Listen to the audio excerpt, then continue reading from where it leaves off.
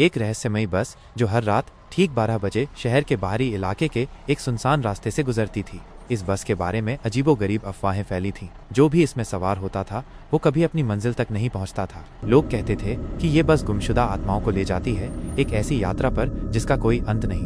देर रात की सुनसान राह।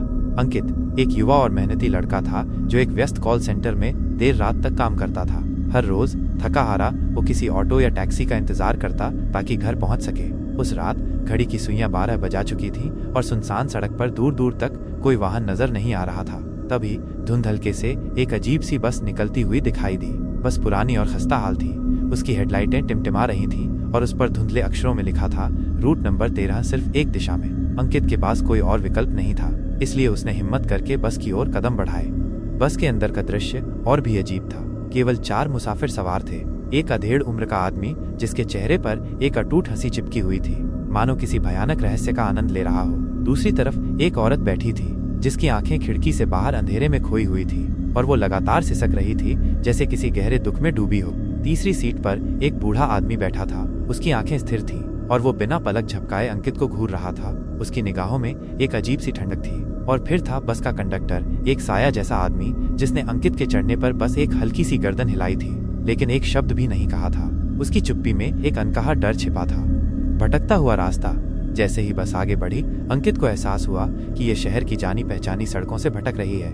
गलियां पीछे छूट गईं और बस एक अंधेरे वीराने रास्ते पर मुड़ गई जहां दोनों तरफ कंटीली झाड़ियां और डरावने पेड़ खड़े थे। उसने अपना मोबाइल निकाला, लेकिन स्क्रीन पर कोई सिग्नल नहीं था। जीपीएस भी काम नहीं कर रहा था। एक अजीब सी बेचैनी अंकित के मन में घर करने लगी। उसने कंडक्टर से कुछ पूछने की हिम्मत जुटाई, लेकिन वो अपनी सीट पर पत्थर की तरह बैठा रहा। उसकी नजरें सड़क पर टिकी थीं। हर मोड़ पर बस का माहौल और भी डरावना होता गया। अचानक खिड़कियों के शीशों पर खून के धुंधले निशान उभरने लगे, जैसे किसी ने अंदर से उन्हें खरोंचा हो। रोती हुई औरत धीरे धीरे धुंध में घुलती चली गई, जैसे वो कभी वहां थी ही नहीं। अंकित का दिल तेजी से धड़कने लगा।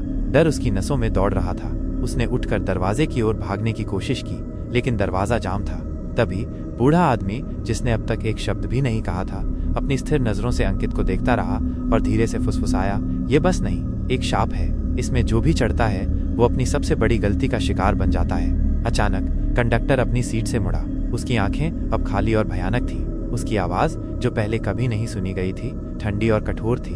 तुमने उस लड़के को मारा था ना? एक्सीडेंट में और भाग गए थे? अतीत का बोझ। अंकित की आंखें डर और आश्चर्य से चौड़ी हो गईं। 6 महीने पहले अंधेरी रात में उसकी कार से एक बच्चा टकरा गया था। डर के मारे वह रुका नहीं और भाग गया था। उसने सोचा था कि किसी ने उसे नहीं देखा। यह राज उसके सीने में एक भारी पत्थर की तरह दबा हुआ था। अब उस भयानक रात का सच उसके सामने खड़ा था, उसकी मौत बनकर। खोई हुई आत्माओं का ठिकाना बस एक झटके के साथ रुकी। बाहर एक सुनसान वीरान मैदान फैला हुआ था। अंकित डरते डरते दरवाजे से बाहर झांका। वहां सैकड़ों लोग खड़े थे। उनकी आकृतियां धुंधली और पीली थी।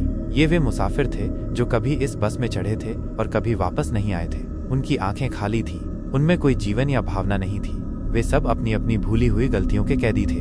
अगली सुबह शहर के बाहरी इलाके में हाईवे के पास एक जली हुई बस पाई गई। अंदर एक युवक की जली हुई लाश थी जिसकी पहचान नहीं हो पाई। बस का कोई रिकॉर्ड नहीं मिला, जैसे वो कभी अस्तित्व में ही नहीं थी।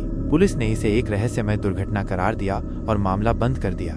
लेकिन उसी रात ठीक 12 बजे रूट नंबर 13 की रहस्यमयी बस फिर से उसी सुनसान रास्ते पर दिखाई दी, अपनी टिमटिमाती हेडलाइटों के साथ, एक और अनजान शिकार की तलाश में। कैसी लगी यह विस्तृत कहानी?